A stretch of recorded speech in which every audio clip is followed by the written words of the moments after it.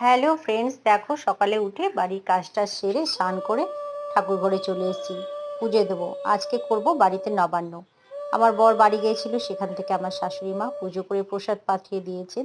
তো সেই প্রসাদ দিয়ে আমার যেখানে আমি থাকি সেই বাড়িতে আমার ঠাকুরকে পুজো দিলাম, প্রসাদ করলাম। তুলসী মন্দিরে এসেছি, এখানে পুজো দিয়ে নেব, এখানেও আমি প্রসাদ দিয়ে নেব।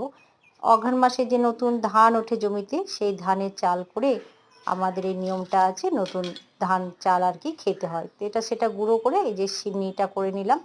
এখানে চাল গুঁড়ো, আদা, মূলো কুচি এগুলো আছে, সমস্ত রকম ফল, কলা, ক্ষীর, দুধ দিয়ে এই চালের সিন্নিটা গুলিয়ে নিলাম। এই চালের সিন্নিটা খেতে কিন্তু দারুণ লাগে।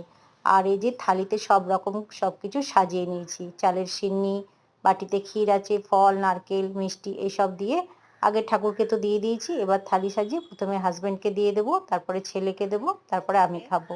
কেমন ছিল নবান্ন?